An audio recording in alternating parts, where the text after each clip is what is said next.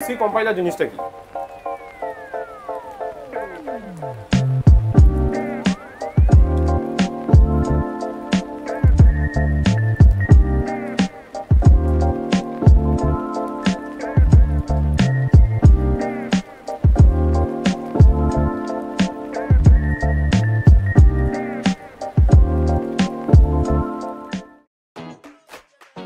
So hello viewers, আমার চ্যানেলে আরেকটি ভিডিওতে তোমাদের সবাইকে ওয়েলকাম।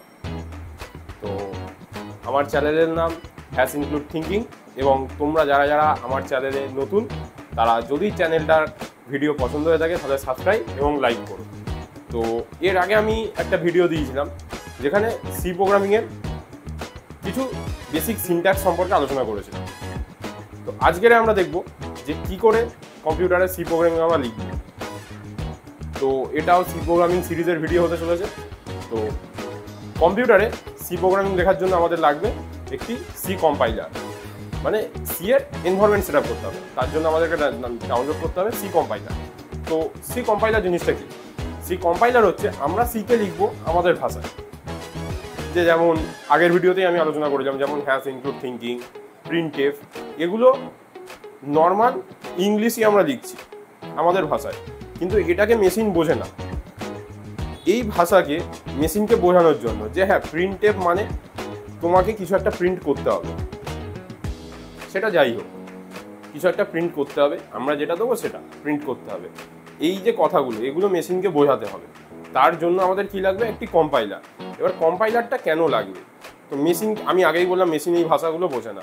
সো কম্পাইলার লাগবে ঠিক এই কারণেই যে আমরা যে প্রোগ্রামিংটাকে লিখব সেটাকে মেশিন কোডে রূপান্তর করার জন্য বিভিন্ন রকম স্টেপ হয় কম্পাইলিংয়ে, সেগুলো নিয়ে আমরা পরের ভিডিওতে আলোচনা করব। আজকের ভিডিওতে চলো দেখে নিই যে কী করে আমরা কম্পাইলার ডাউনলোড করবো এবং সেট আপ করবো। সো প্রথমে আমাদেরকে সি কম্পাইলার ইনস্টল করতে হবে। তো তার জন্য আমাদেরকে প্রথমে আমাদের ব্রাউজার খুলে নিতে হবে। ব্রাউজার খুলে এখানে সার্চ করতে হবে যে মেনজিডাব্লিউ, মানে আমাদের সি কম্পাইলারের নাম মেনজিডাব্লিউ। তো মেনজিডাব্লিউ বলে সার্চ করতে হবে। মেনজিডাব্লিউ সার্চ করার পর এই যে এই ওয়েবসাইটটাতে ফার্স্ট লিঙ্ক, এখানে আমাদেরকে চলে যেতে হবে, গিয়ে এখানে ডাউনলোড অপশানে ক্লিক করে দিতে হবে।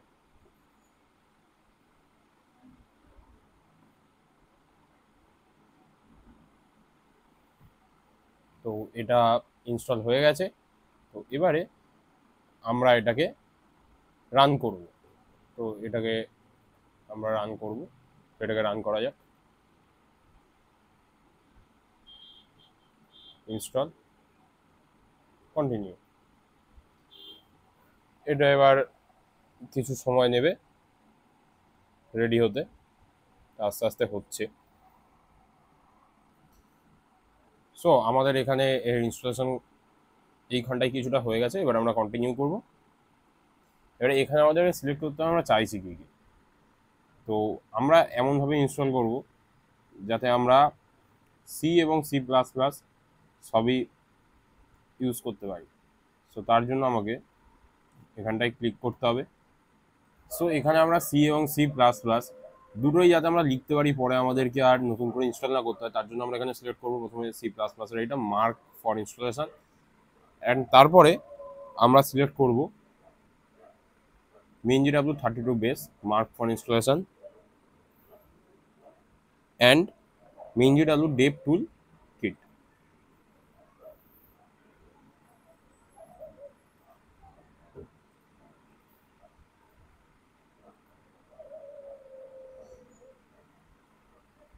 হ্যাঁ, তো আমরা এগুলো সব সিলেক্ট করে নিয়েছি। এইবারে আমাদেরকে যেতে হবে ইনস্টলেশনে and apply changes, click on apply. তো এটাও একটু টাইম নেবে। সো এখানে আরও কিছু প্রসেস চলছে ওটা ইনস্টল হয়ে যাওয়ার পর। তো এখানেও একটু টাইম নেবে। সো দেখা যাক।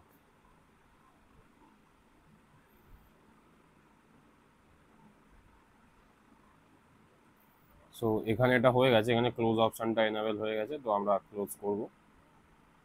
তো এটাকেও ক্লোজ করবো, এটাকেও ক্লোজ করবো, এটাকেও ক্লোজ করবো।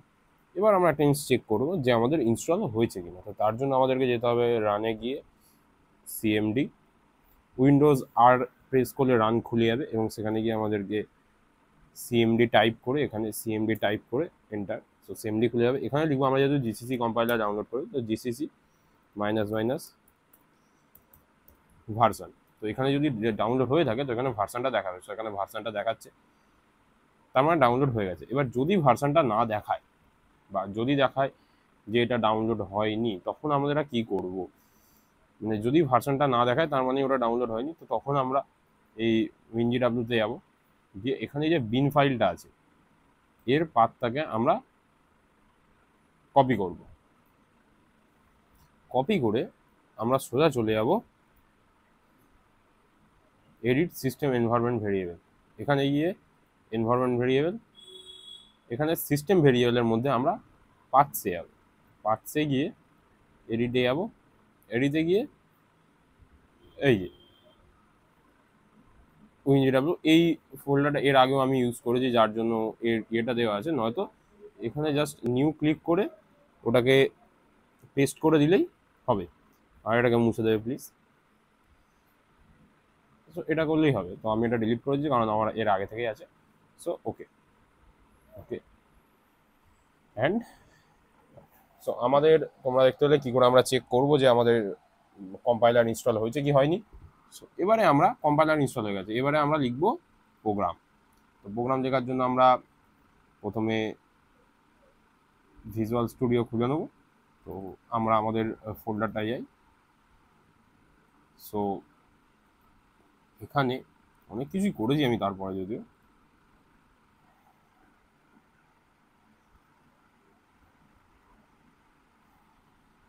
কি সব হয়ে আছে এগুলো, চলো এগুলো সব আপাতত এগুলো ডিলিট করা যাক একটু, মুভ টু রিসাইকেল দিই, কারণ আমরা এখানে অন্য প্রোগ্রাম লিখব।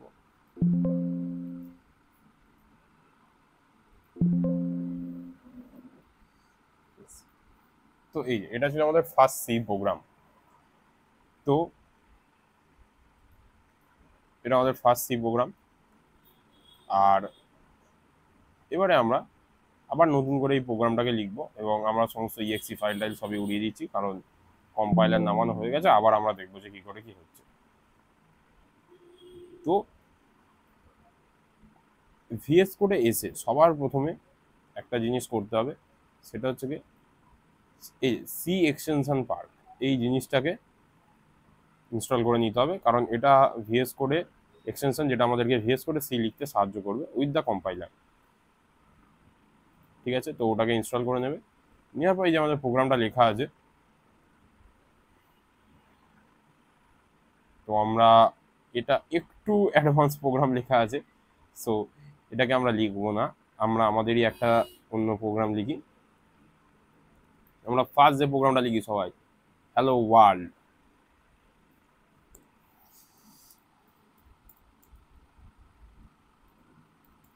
হ্যালো ওয়ার্ল্ড, আমরা ওয়ার্ল্ডকে হ্যালো বলবো, আমরা প্রোগ্রামিং শিখছি, আমাদের ফার্স্ট প্রোগ্রামিং তো হলো। এবারে এখানে আরেকটা এক্সটেনশন ইনস্টল করে নেবে, যেটা হচ্ছে আমি আমি দুরকম প্রসেসই দেখাবো, যদিও এর আগের ভিডিওতে আমি দেখিয়েছি। সেটা হচ্ছে কোড রানার। কোড রানারটা ইনস্টল করে নিলে সুবিধাটা এটাই হবে যে এখানে একটা বাটন চলে আসবে এবং এটাকে ক্লিক করলেই এই যে হ্যালো ওয়ার্ল্ড প্রিন্ট হয়ে গেছে।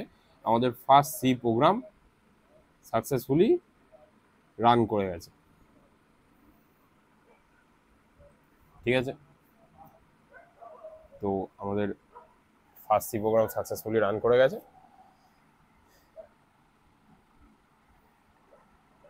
এবারে আমরা ওই আরেকটা কম্পাইলেশন প্রসেস দেখব যে কোড রানারকে না করে শুধু টার্মিনালে কি করে আমরা করতে পারি। সো আমরা আরেকটা প্রসেস কি করতে পারি, সেটা হচ্ছে কি জিসিসি, আমরা ফোল্ডারটার নাম, ফাইলটার নাম লিখব first.c, লিখে এন্টার করলে এখানে দেখবে একটা a.exe ফোল্ডার তৈরি হয়ে গেছে, এক্সিকিউটেবল ফাইল তৈরি হয়ে গেছে। এবারে এক্সিকিউট কিন্তু এটাই করবে, এটা আর এক্সিকিউট করবে না, এটার এক্সিকিউটেবল ফাইল এটা এক্সিকিউট করবে, এটাও এক্সিকিউটেবল ফাইল, এটা শুধু নাম চেঞ্জ করা যায় সেইটুকুনি। এবার নাম চেঞ্জটা কি করে করতে আমি সেটাও দেখাবো। সো আগে এটা দেখে নিই। সো এটা ডট স্ল্যাশ এ, ট্যাব টিপলে ওটা পুরোটা নিয়ে নেবে, এ ডট ইএক্সি টিপে enter. So hello world print হয়ে গেছে। এবারে কথা হচ্ছে যে এ ডট ইএক্সি আর ফার্স্ট ডট ইএক্সি, এখানে আমরা নামটা কি করে চেঞ্জ করবো? তোমরা যাই করো, শুধু এই কমেন্টটা লিখলে, শুধু এইটুকুনি লিখলে, এই জিসিসি ফার্স্ট ডট সি, ও কিন্তু এ ডট ইএক্সি ফাইলে জেনারেট করবে।